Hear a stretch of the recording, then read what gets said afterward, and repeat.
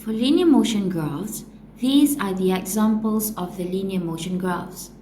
First, I have displacement versus time graph, velocity versus time graph, and also acceleration versus time graph. Now let's look at the first displacement versus time graph. For displacement versus time graph, or sometimes called as ST graph, the gradient for ST graph also represents velocity. This is because as gradient is equals to delta y over delta x, and your delta y has the unit of meter, and your delta x has the unit of second. So the unit for gradient here would be meter per second, which is the unit for velocity. If you look at the displacement here, what do you notice about the displacement? Is it changing over time? Or does it remain constant? The displacement here remain constant. Now what can you say about the gradient for the graph? The gradient is 0. Since your gradient is 0, and we know that our gradient is equal to velocity, so we can also say that our velocity is 0. Since my velocity is 0, let's describe the motion of the object. The object is at rest. If you look at this graph here, what do you notice about the displacement? The displacement is increasing over time, and it is increasing linearly. So do you think the object is moving, or is it still at rest? Now let's first calculate the gradient.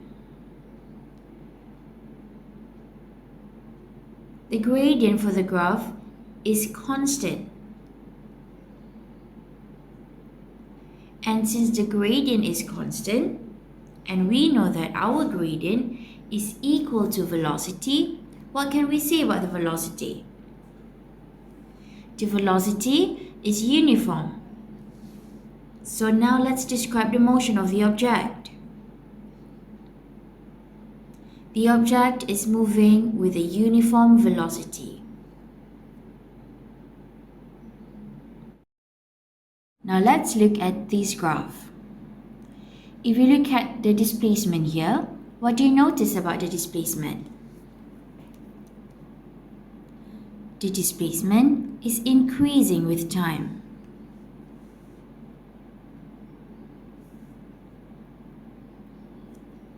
Now, what can we say about the gradient? If you look here, the gradient is increasing.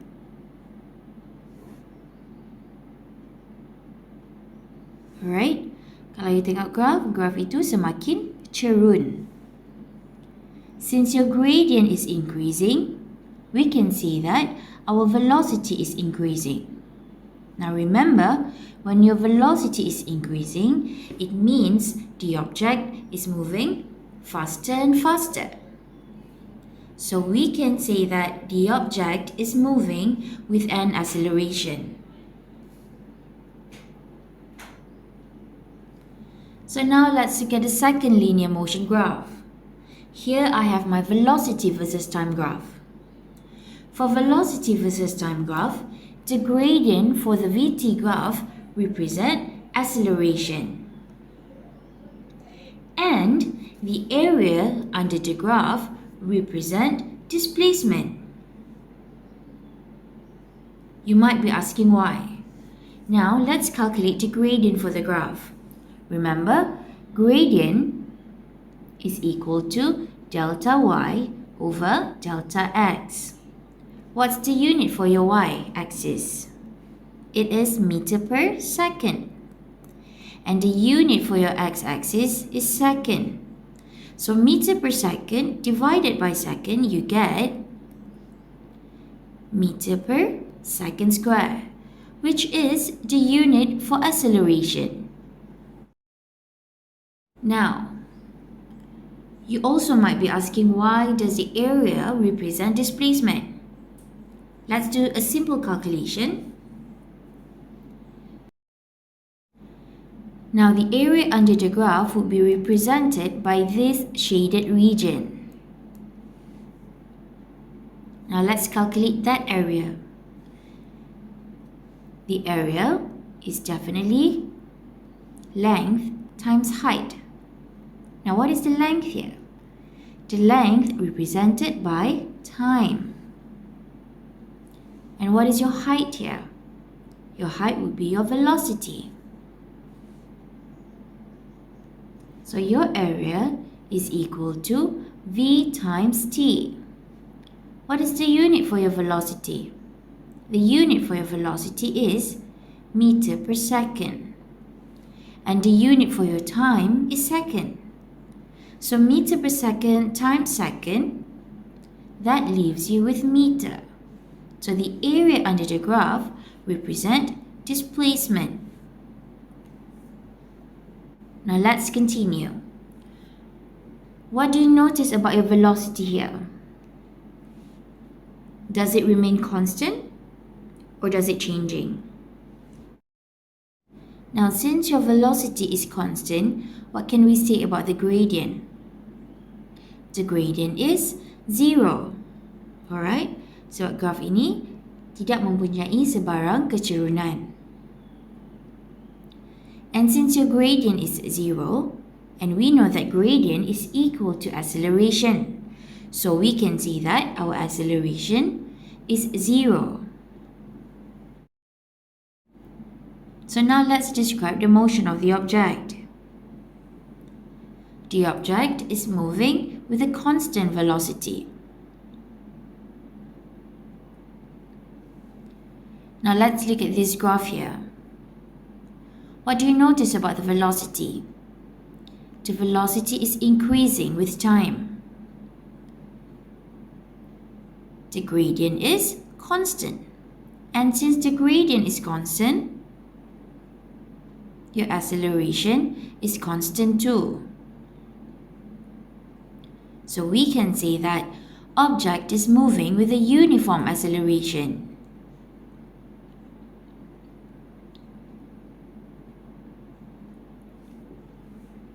Now what about this velocity? The velocity is decreasing with time. Since it is decreasing with time linearly, so we can say that our gradient is negative and constant.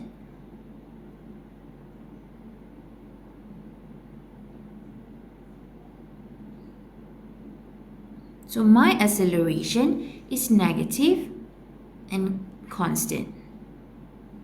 Remember, negative acceleration means deceleration. So we can say that the object is moving with a uniform deceleration.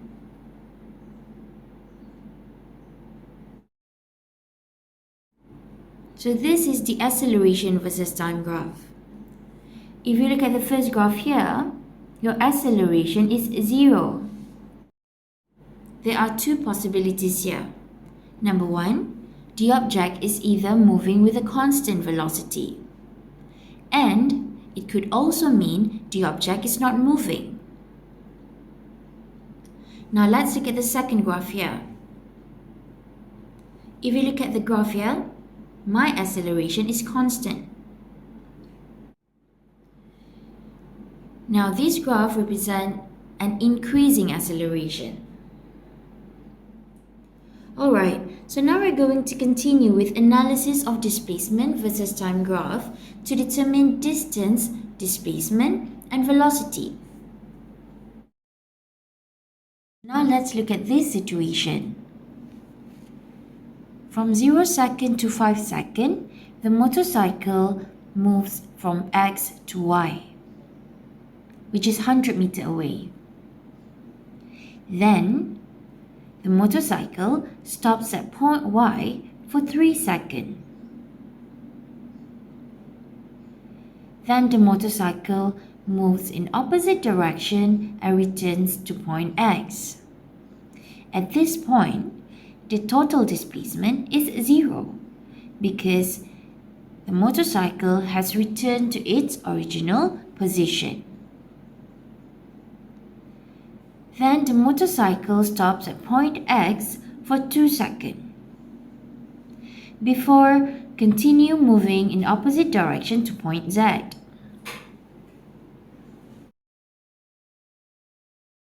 So now we're going to represent the motion of the motorcycle in a displacement versus time graph. Now let's describe the motion of the motorcycle at stage AB, BC, CD, DE, and also EF.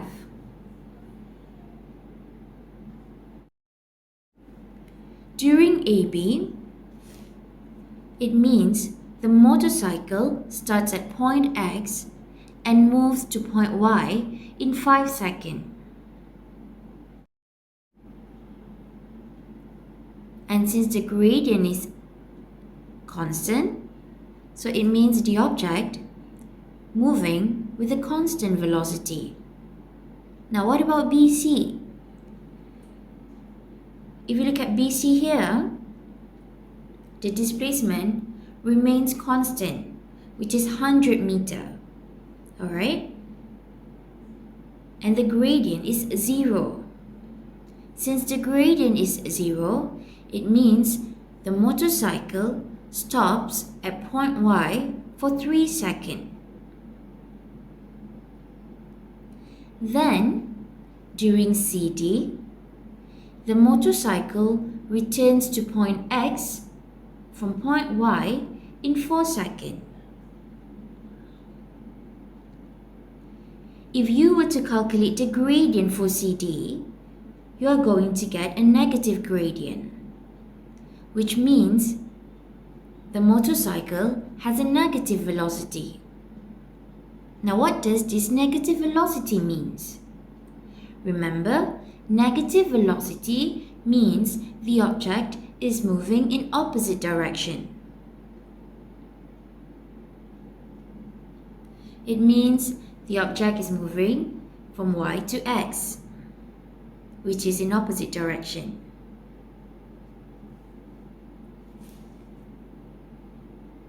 Then what happened at DE?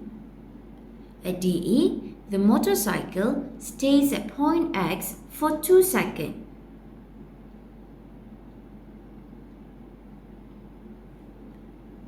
Then, during EF, the motorcycle continue moving in opposite direction and the motorcycle moves to point Z from point X in 6 seconds. If you were to calculate the gradient for EF, you are going to get a negative gradient. And this negative gradient means negative velocity, which means the object is still moving in opposite direction.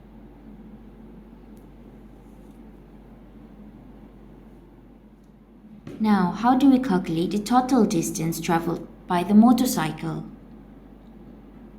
When calculating the total distance, you need to consider all distance. Let's start at point A. From A to B, the object has moved by 100 meters.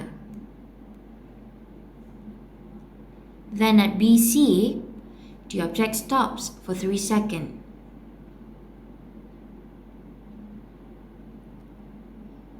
From C to D, the object has returned to its initial point by another 100 meters. Then DE, the motorcycle stops for 2 seconds. And at EF, the motorcycle moved in opposite direction by 50 meters. So the total distance traveled by the motorcycle is 250 meters. Remember, for distance, there is no negative value because distance is a scalar quantity. Now let's calculate the displacement.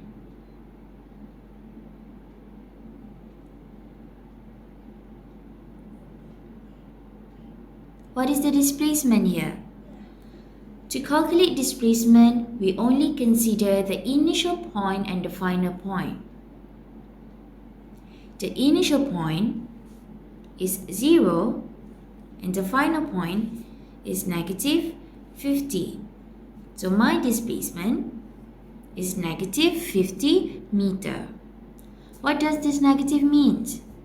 It means the object has ended in the opposite direction.